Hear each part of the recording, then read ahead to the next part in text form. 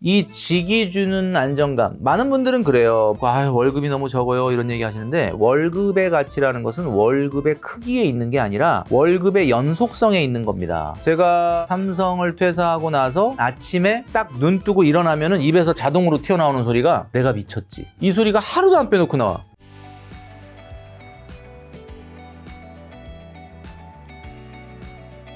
자, 그리고 이제 인생 2막에 대한 이야기도 좀 여쭤보면, 직은 안정감을 주지만 언젠가 끝나고 업은 평생 간다고 하시던데, 직장 생활을 하는 동안 미래의 업을 준비하기 위한 구체적인 좀 훈련 방법 어떻게 될까요? 직장 생활 해보셨잖아요. 네. 저는 이제 뭐 직장 생활을 너무 빨리 그만둔 스타일이에요. 그러니까 저는 이런 생각을 했거든요. 여러분도 아시겠지만은 우리 인생은 직과 업 두 가지가 있습니다. 그러니까 이제 직과 업이 하나가 되는 사람들을 우리가 굉장히 존경하잖아요. 그냥 직과 업이 하나가 되는 게 누구냐? 뭐 예를 들면 헤어 디자이너다. 그 사람은 그 직이 헤어 디자이너고 업이 헤어 디자이너야. 평생 하는 거예요. 뭐 예를 들면 세무사다. 그 직이 세무사인데 업이 세무사야. 뭐 의사다. 의사가 직이면서 의사가 업인 거예요. 그러니까 이런 분들 우리가 굉장히 좀 선망의 대상으로 생각하죠. 근데 일반적인 직장을 다니시는 분들은 늘 이런 생각을 해요. 내가 언젠가 이 희망퇴직 하게 되면 어떡할까? 그렇죠. 그러니까 이 세상에 가장 무서운 중독이 월급 중독이라고 하는데, 월급 중독 안 되기가 어렵거든요. 월급만 받는 사람은 월급 중독이 돼가지고 세장 안에 갇힌 새는 문을 열어줘도 날아가질 못해요. 그래서 여러분 아시겠지만 이 직이라고 하는 안정감 있는 보호막이 있을 때 업을 준비하셔야 됩니다. 근데 직이 딱 끝나고 나서 그때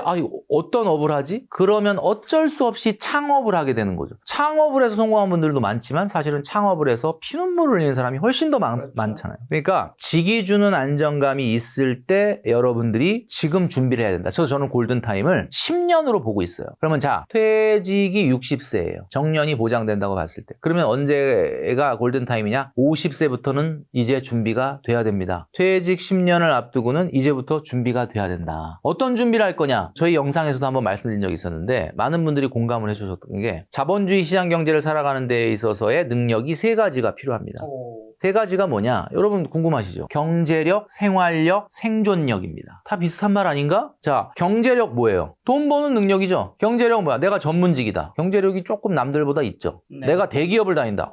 직장인 치고는 조금 있죠. 내가 중소기업을 다닌다. 경제력이 대기업 다니는 것보다 조금 낫죠. 이렇게 돈 버는 능력을 우리가 경제력이라고 하죠. 자, 그러면 생활력은 뭐냐? 생활력은요, 여러분 혹시 이 영상 보시는 많은 분들 중에 장 봐서 직접 요리해서 식사 준비하고 식사하실 수 있습니까? 혹시 건조기나 세탁기 혼자 돌리실 수 있습니까? 혹시 그 청소기 돌려서 청소하거나 방 정리하거나 그 다음에 이런 거 하실 수 있습니까? 요리, 청소, 빨래, 정리 정도는 스스로 하고 계십니까? 이게 생활력이에요. 자본주의 시장 경제는 최근에 우리나라가 황혼이혼이 굉장히 늘어난다고 하는데, 이게 왜 황혼이혼이 늘어나느냐? 젊었을 때는 말이죠, 외벌이 하는 가장을 뒷바라지하려고 뭐 식사도 하고 이렇게 차려주고 다 빨래하고 했단 말이에요. 근데 전업주부도 은퇴가 있어야 될 거 아닙니까? 나중에 나이 60 넘어가지고 이제 남편분이, 배우자분이 퇴직을 했다. 그럼 나도 좀 쉬겠다 그러는데 남편은 이제 왜 밥 안 차려오냐? 왜 이거 안 하냐? 이래버리면은 이게 갈등의 불씨가 될 수밖에 없거든요. 제가 얼마 전에 이런 얘기를 들었거든요. 모 지방대학교에서, 국립대학에서 오랫동안 교수를 하시고 퇴직하신 분인데, 이분이 퇴직을 하시고 나서 영양실조에 걸렸어요. 왜 영양실조 걸렸냐? 아내분께서 바깥 사회활동으로 바빠. 그러니까 예전에는 교수로 재직하실 때는 그렇게 챙겨드렸는데, 이제 막 본인이 바쁘니까 이제 나도 이제 전업주부 은퇴해도 되지? 그리고 막 바깥에 다니시니까 집에서 이 교수님이 밥을 차려 먹어야 되는데, 김치하고 반찬 꺼내서 먹어. 그러면 김치가 어디 있는지를 그냥 냉장고만 문만 열면 있는데 그걸 못 꺼내는 거예요. 귀찮아서 굶고 라면 때우고 안 먹고 이러다가 영양실조 판정을 받으셨다. 이거 황당한 얘기 같은데 이게 실화입니다. 여러분, 언젠가 인간은 혼자가 됩니다. 배우자가 있든 배우자가 없든 여러분 스스로가 최소의 생활을 유지할 수 있는 그 경쟁력을 갖춰야 되는데, 그게 생활력이야. 근데 제가 말씀드리는 게 뭐냐? 경제력이 높을수록 생활력이 없어요. 이게 희한한 게. 그 다음에 또 하나가 생존력이라는 거죠. 자, 이 생존력이 뭐냐? 제가 얼마 전에 어떤 한 분을 인터뷰했는데, 이분이 현직의 직장 생활을 하는 분인데 블로그로 그리고 강의로 미국 주식 투자로 책을 내셨어요. 현직이 회사에서 뭐라고 안 하냐 그랬더니 회사에서 뭐라고 하든 말든 자기는 뭐 신경 안 쓰겠다. 언제 내가 희망퇴직 대상자가 될지도 모르고 나이도 이제 40대 후반에 50대가 넘어가기 때문에 나는 뭐 직장 생활은 끝까지 할 거지만 뭐 회사가 나가라고 해도 난 어쩔 수 없다. 그럼 나는 제2의 인생을 개발해야 되기 때문에 나는 뭐 미국 주식 배당주에도 투자하고 뭐 엔잡도 하고 강의도 나가고 뭐 굉장히 여러 가지를 통해서 지금 월급의 2배 이상의 소득을 올리고 계시는 분이 있거든요. 이게 뭐냐? 자기가 돈 버는 일 외에 다른 일로 돈 벌 수 있는 능력과 자세와 태도가 돼 있느냐? 이게 생존력이에요. 여러분 어떠십니까? 코로나 때 대리운전 한번 내가 해보자. 택배 내가 직장 생활하지만 야 우리 친구가 택배 한다는데 나도 경험상 주말에 가서 일 도와주면서 어떤지 한번 경험을 해보자. 이런 성향인 사람이 있는가 하면 어떤 분들은 야 내가 은행 지점장까지 했는데 내가 그런 걸 어떻게 하냐? 이러는 분이 있거든요. 여러분 이게 진짜 중요한 게 뭐냐면 자본주의 시장 경제는 경제력이 높을수록 생활력과 생존력이 떨어져요. 근데 반대로 내가 대기업을 다니진 않아서 월급은 되게 작은데 이런 일도 해봤고 저런 일도 해봤고 나중에 내가 여차하고 회사 그만두면 난 이런 일 할 수 있어? 네. 이런 게 생존력이거든요. 그래서 저는 어떻게 보면은 이 자본주의 시장 경제에서 정말 중요한 것이 이 세 가지의 능력을 저는 그래서 저 스스로를 평가했습니다. 5점 만점으로 경제력, 생활력, 생존력. 몇 점 만점이냐? 5점 만점이에요. 몇 점? 경제력. 저는 조금 지금보다는 더 경제적으로 돈을 잘 벌고 이렇게 될 수 있는데 아직은 좀 아쉽다. 그래서 4점. 그 다음에 생활력 5점 만점에 1.5점. 바로 접니다. 제가 진짜로 아직 건조기를 어떻게 돌리는지 세탁기를 어떻게 돌리는지 이걸 잘 못해요. 이거 지금 빨리 배워야 됩니다. 그 다음에 생존력. 생존력은 말이죠. 제가 그 강의 없고 막 코로나 때 힘들 때 진짜 대리운전을 해보진 않았는데 이럴 때 좀 힘들고 시간 남을 때 이런 걸 좀 경험해 봐야 된다 그러면서 좀 한때 뛰어들려고 하는 노력을 한 적은 있어요. 그래서 3점 이 정도 봅니다. 그래서 여러분도 한번 스스로 평가를 해봤을 때 경제력, 생활력, 생존력이 몇 점 정도 되는지 그리고 직이 주는 안정감이 있을 때 빨리 여러분들의 업을 만드는 그런 일들을 하셔야 된다라고 말씀드리고 싶습니다. 뛰어들려고 노력을 한 적이 있다는 건 어떤 의미인가요? 안 했다라는 거 아닌가요? 안 했죠. 안 근데 왜 했는데 3점이? 그러니까 3점. 그러니까 아직 부족하죠. 생존력이 했어야 3점인 거 아니? 아니. 더 많이 했으면 5점인 거. 했으면 와, 이 사람은 진짜 생존력이 검증이 된 거니까 한 4점 이상이 되는 거예요. 사실 이것저것 제가 안 해본 게 없지 않습니까? 예. 그러니까 뭐 그 책을 쓰고 강사로서 작가로서 이렇게 활동하기 전에 뭐 진짜 여러 가지 일들을 했는데 제가 봤을 때는 저도 뭐 그런 어떤 의지나 태도나 그런 노력은 있었어요. 근데 이제 제가 여기서 표현하려고 했던 거에서는 좀 많이 부족하기 때문에 제가 3점을 준 거죠. 또 대표님이 삼성 퇴사 후 15년 동안 피눈물 흘렸다고 고백하셨던데 어떤 의미로 얘기하신 거고 준비 없는 퇴사가 노후 자산에 미치는 치명적인 영향은 어느 정도일까요?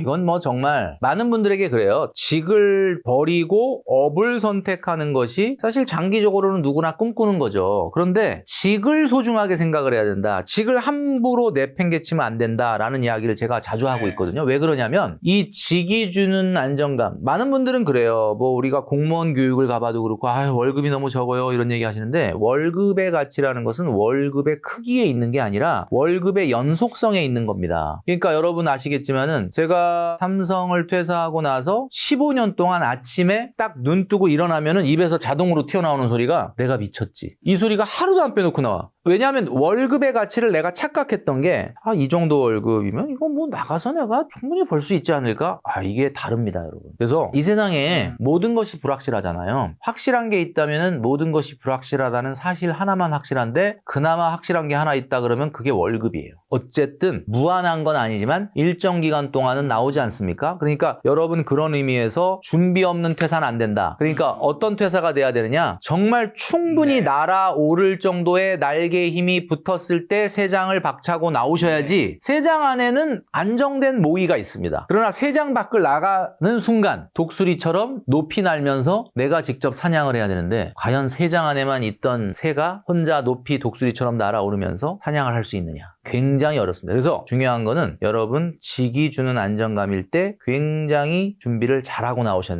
된다. 이렇게 말씀드리고 싶은 거죠. 그렇죠. 내가 직접 먹이를 찾아야 되는 것도 있지만 또 누군가의 내가 자기가 먹이가 될 수도 있죠. 그만큼 야생은 위험하죠. 아까 말씀해주신 경제력, 생활력, 생존력 요 세 가지를 강조하셨는데 돈 버는 능력 외에 그럼 요리나 청소 같은 이 생활력은 노후 파산을 막는 이게 왜 무기가 되나요? 생활력이라는 게 여러분 보시기에 아유 그까짓 거 뭐 요리하고 청소하고 빨래하고 뭐 그게 뭐 대단해. 근데 여러분 이게 아시겠지만 우리가 시니어 시기를 세 가지의 시기로 나눕니다. 60부터 70까지를 액티브 시니어라고 그래요. 이게 액티브 시니어는 뭐냐면 그때는 은퇴는 1차 은퇴를 했는데 뭐 굉장히 활동적이야. 아직은 건강이 뒷받침되고 이게 액티브 시니어 시기입니다. 70부터 80까지는 약간 패시브 시니어 시기라고 볼게요. 약간은 활동력이 저하됩니다. 좀 수동적으로 바뀌고 힘이 떨어지죠. 그 다음에 80 넘어가서 100세까지는 뭐냐 돌봄이 필요한 돌봄 지원이 필요한 시니어가 되는 거예요. 여러분 지금은 평생 이럴 것 같지만 여러분 언젠가 혼자가 될 수 있습니다. 그럴 때 여러분이 만약에 평상시에 젊었을 때부터 빨래해서 양말 개고 속옷 개고 빨래하고 청소하고 요리하고 여기서 말하면 요리 그러니까 또 나도 라면은 끓일 수 있다. 라면 말고 최소한 장 봐서 된장찌개, 김치찌개, 김치볶음밥 이런 거 딱 할 수 있어야 되거든요. 그런 정도가 되지 않은 사람이 80을 넘어서 돌봄 지원의 시니어가 됐다. 이게 다 돈입니다. 여러분의 노후 파산이라는 거는 사실은 굉장히 별거 아닌 사소한 거에서 시작이 되는 거예요. 그러면 아까 제가 말씀드렸던 그 교수분이 영양실조에 걸렸다라는 건 뭐야? 내가 생활력이 떨어지면은 내가 건강을 잃을 수 있고 건강을 잃을 수 있게 되면 어떻게 돼요? 노후 파산이죠. 그러니까 여러분 이거는 어떤 재테크보다도 중요하다. 그래서 생활력과 생존력을 높이는 것이야말로 정말 중요하다. 그러니까 여러분 주변에 경제력도 있고 그 친구 돈도 잘 벌어.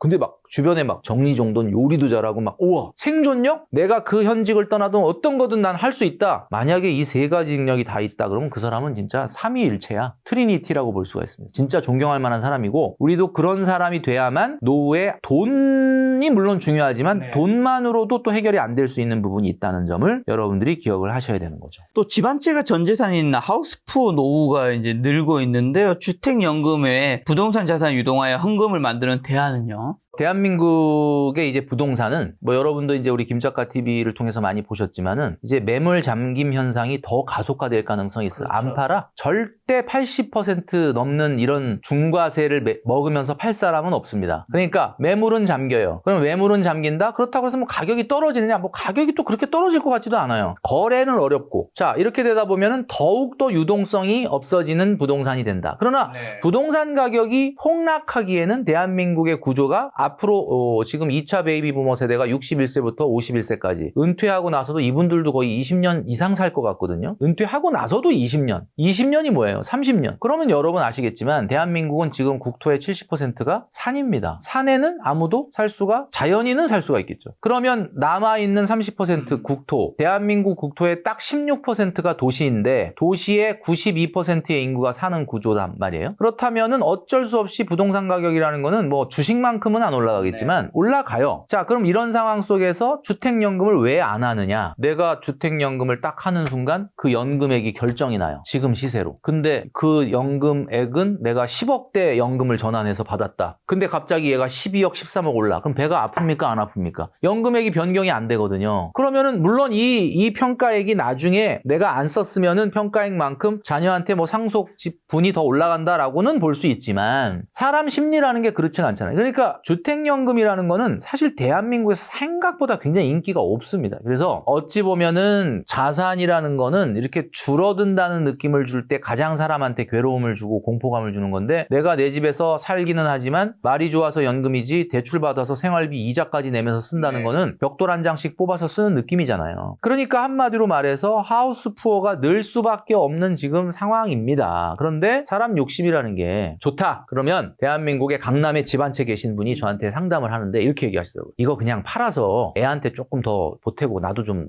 헐어서 좀 쓸까? 이런 고민을 하시길래 제가 뭐라 그랬냐? 뭐 나쁜 건 아니다. 이제 나이도 연세도 있으시니까. 그런데 이걸 꼭 기억을 해라. 이 집을 파시고 이 집 시세를 안 볼 자신이 있냐? 그러면 파셔라. 이렇게 얘기했거든요. 근데 그분이 딱 듣더니 무슨 의미인지 알겠다. 사람은 말이죠. 내가 이걸 팔고 보겠습니까? 안 보겠습니까? 보죠. 보죠. 그러면은 그거 갖고 또 마음을 긁어요. 그러니까 지금 대한민국에서는 과거에도 마찬가지지만 그러니까 여기서 말하는 부동산이란 그러니까 보통 1주택자가 대부분이니까 1주택자들에게 그 아파트 뭐 그 주택의 가격이란 저는 노후 자산은 아니라고 봅니다. 그건 아예 과감하게 빼세요. 저도 뭐 제가 방송이나 뭐 이렇게 영상에서 많이 얘기해서 아마 아는 분들 많지만 제가 집 하나밖에 없어요. 뭐 약간의 뭐 금융자산이 있긴 한데 집이 대부분이에요. 집이. 그러면 무슨 얘기냐? 나는 그거 생각 안 하거든요. 집을 그걸 막 팔아가지고 노후 못 합니다. 그래서 노후에는 여러분 네. 세 가지가 불변이 돼야만 안정적인 노후 생활이거든요. 첫 번째, 주거지가 불변해야 돼요. 내가 강남에 집이 있는데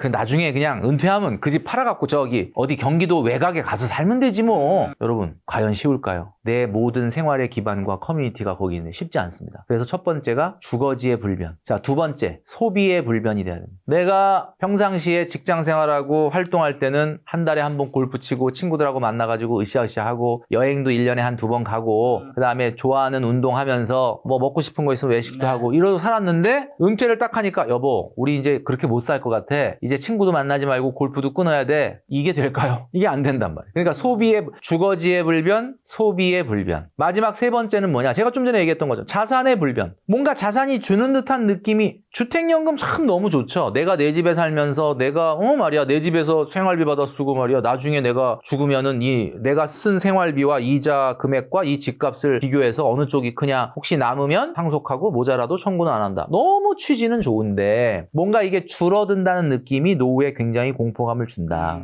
그래서 한마디로 얘기하면 저는 이렇게 말씀드리고 싶어요. 엄청난 용기를 내지 않는 한은 현실적으로 주택의 자산 유동화는 불가능하다. 그러니까 이제부터 여러분 노후 준비할 때 나 집 하나 있어 이 얘기 하지 마세요. 그거는 그냥 상수예요. 그러니까 그거는 그냥 내가 뭐 50억짜리에 살든 100억짜리에 살든 그거는 상수예요. 그러니까 그거 빼고 남는 현금 흐름, 뭐 국민연금이 됐든 퇴직연금이 됐든 무슨 뭐 배당을 받든 이걸로 여러분 노후 준비를 하시고요. 안 되면 반퇴소득을 통해서라도 보완을 한다라는 각오로 노후를 준비하셔라. 저는 이렇게 말씀드리고 싶습니다. 근데 참 열심히 살 때 생각이 드는 게 주거지 불변, 소비 불변, 자산 불변 이 세 가지가 참 쉽지 않은 거잖아요. 그렇죠. 그러니까 이게 우리가 얘기하는 안정된 노후를 그렇죠. 얘기하는 거죠. 아니 어찌어찌 솔직히 얘기해서 상황이 안 되면 안정되진 않아도 노후는 굴러는 가겠죠. 네. 근데 중요한 건 우리가 진짜 꿈꾸는 게 어떤 노후냐? 어떻게 보면 생존이냐? 안 죽는 거냐? 그게 아니잖아요. 그러니까 이 세 가지가 불변하는 노후 준비를 만들려고 우리가 지금 이렇게 고민하고 생각하고 또 재테크도 하고 또 건강도 챙기는 거 아니겠습니까? 그래서 여러분 대한민국의 얼마 전에 KB 부자 보고서 여러분 2025년 말 기준으로 보셨죠?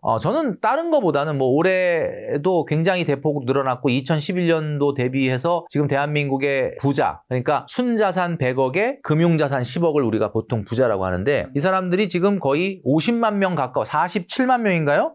이 정도까지 올라왔어요. 굉장히 매년 9.8%씩 올라갔다고 하는데 저는 이걸 봤거든요. 그럼 이분들이 100억 정도의 자산을 도대체 어떤 원천으로 만들었느냐를 조사를 했더라고요. 이걸 보니까 많은 분들 여러분 옆에 100억 부자가 있습니다. 뭐 해서 부자 됐을 것 같습니까? 저 사람은 어떻게 저 부모 잘 만나서 저런 거 아니야? 또 뭐 이럴 수도 있죠. 부모 잘 만나서 그런 거 아니야? 뭐 부동산 어디 뭐 땅 샀는데 터진 건가? 뭐 이런 생각하고 자 100억을 만드는 데 있어서 가장 중요한 원천이 됐던 것은 전체 자산의 34.5%가 바로 사업 소득이었습니다. 자, 그러니까 내가 갖고 있는 대한민국의 부자들은 3분의 1이 그 원천이 결국 사업소득이었다. 그럼 이 영상을 보시는 많은 직장인들은 내가 빨리 나가서 창업을 하고 이 사업을 해야 되는구나. 뭐 이 생각을 할 수 있는데 제가 아까 얘기한 업이 그거죠. 자, 두 번째가 바로 22%가 부동산 투자입니다. 근데 많은 분들이 이렇게 또 얘기하면은 그러니까 부자들이 이룬 부의 원천 중에 5분의 1이 부동산이구나. 그럼 요 최근에 뭘 샀느냐 이걸 생각하는데 그게 아니라 부동산은